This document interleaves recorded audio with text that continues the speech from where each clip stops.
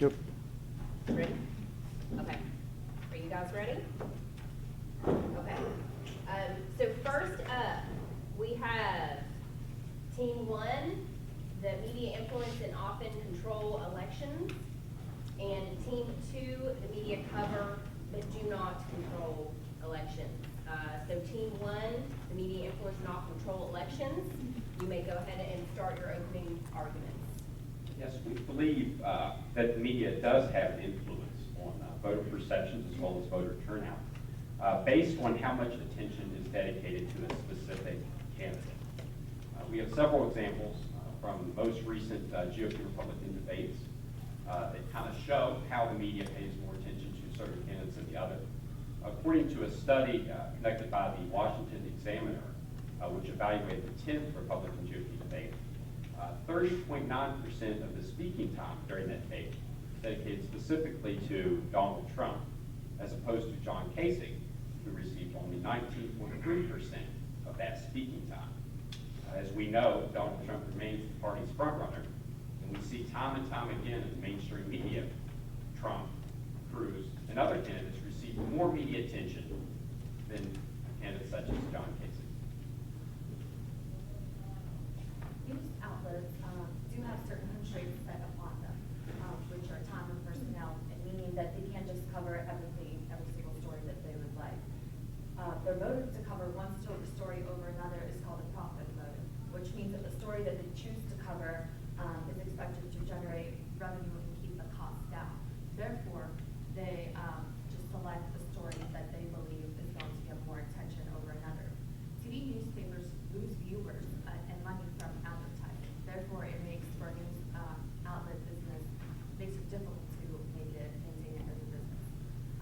Media outlets, when covering campaigns, like around-the-clock coverage. Therefore, they're cutting down on reporters and instead using interesting clips that they gather online from handheld devices.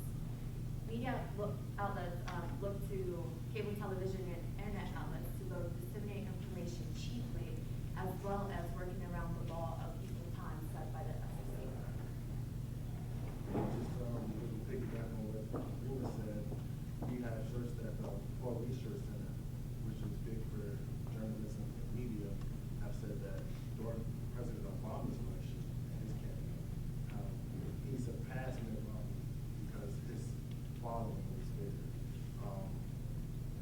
He had a larger social media following, mostly with other young people. Many may ask, can campaign coverage be biased? I feel like if campaign coverage can be biased. Newspaper coverage tends to favor incumbents that support the editorial agenda for the paper. On the other hand, cable television can be biased towards a certain political ideology. Studies may have shown that the television doesn't have a lot of evidence that covers the news bias towards like a party as a whole. But studies do show that the media television does be biased on who's leading in the campaign, like who's has the highest social media following, or who's active on social media. They tend to outlook that person other than who's not active or who has a PR doing this campaign on social media. The news media helps to meet the standard of free choice by relaying information to citizens about their choices during an election. 30 seconds. Though often the coverage is not designed for this purpose. At the same time, there are many smaller, now national races that receive little coverage because they're not considered to be newsworthy. So whether this is the fault of the business or the audience, it's difficult to tell. Okay. Team 2, your opening arguments. Hello everyone, my name is Harmony, and sitting next to me is Sarah, Kenzie, Nick, and Oliver.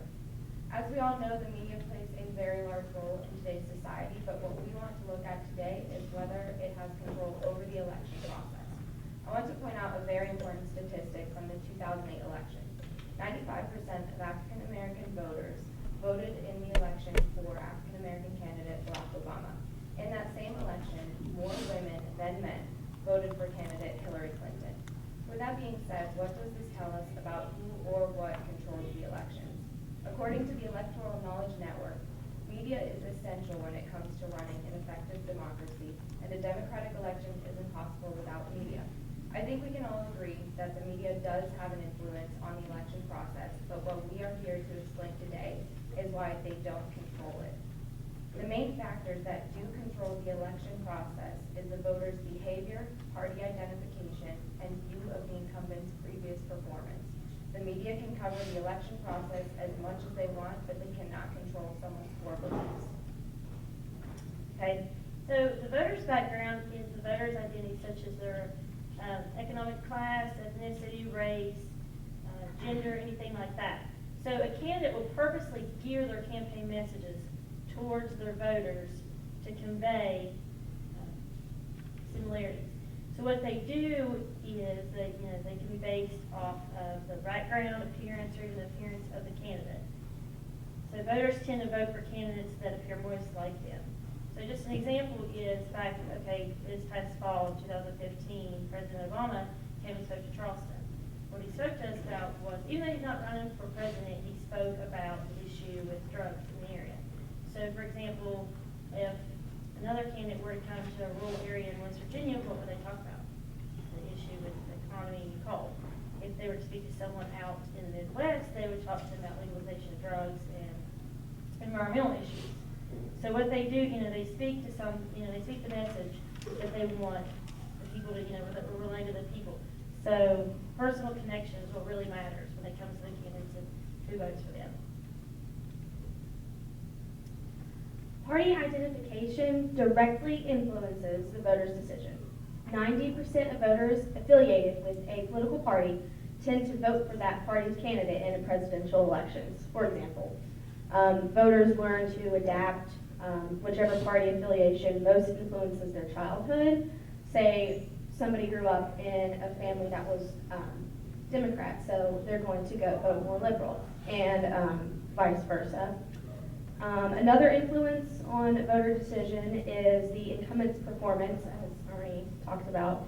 In order for an incumbent to lose an election, voters who previously voted for the incumbent in the previous election must switch their decision in voting for them again. And if the voter feels as if the incumbent served well in their term, they'll be more inclined to vote again for the candidate. In conclusion, many Americans do not follow parties closely. They just take shortcuts, meaning they vote for the party that they are aligned with, depending on their social group that they feel they belong to. They also base judgment made by the incumbent's previous actions. 30 seconds. Okay. All right, Team 1, your 2 minutes rebuttal.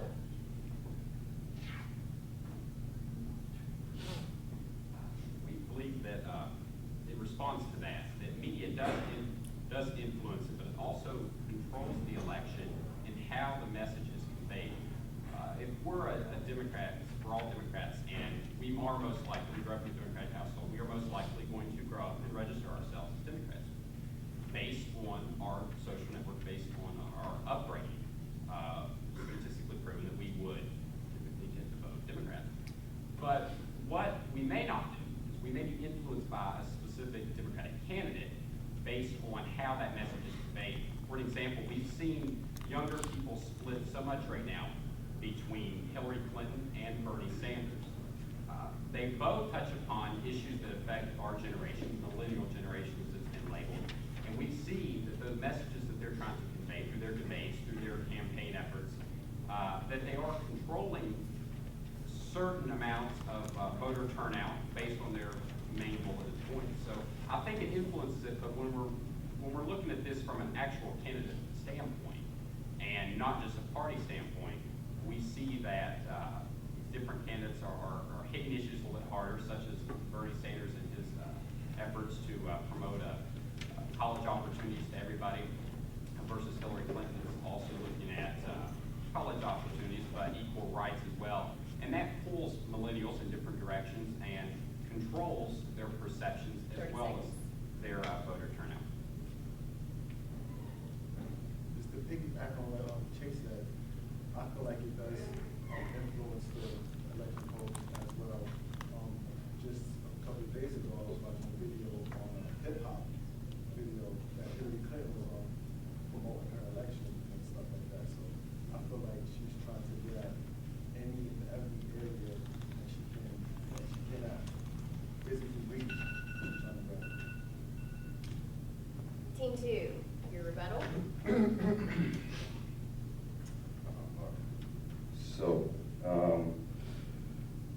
like to start with saying that the media does not control the election process. It does have a great influence on it. Instead of controlling the electoral process, it provides a platform for political parties and candidates to communicate their message to the public. It provides a platform for the public to communicate their concerns, opinions, and needs to the parties and candidates, and to the government, and to other voters, and interact on these issues. What my opinion is in this whole matter is that I do believe media does influence voters' behavior, but not to the extent of controlling it. I think that there's a big feedback loop here. Does the media attention increase a candidate standing in the polls? Probably. Does a candidate standing in the polls increase media attention? Also. And everything else that sways both journalists and voters in the same direction just increases the correlation. The media and the public and the candidates are embedded in a system where every part affects everything else. So you can't say that the media controls the way voters behave, because voters, as we said again, many Americans don't even follow. More Americans watch the Super Bowl than they watch the GOP debate. And most people just vote based on, oh, I like this guy, he looks like me, or he thinks like me, and they don't even watch the media as much as to say that they control it. And I will just finish with the basic role of the media is to enlighten and educate the public and act as a neutral, objective platform for the free debate of all points of views. Team one, your closing statement. Just in response to that real quick, I think that something it said in regards to how voter turnout is influenced, or the media serves as a platform for voter perception, voter turnout.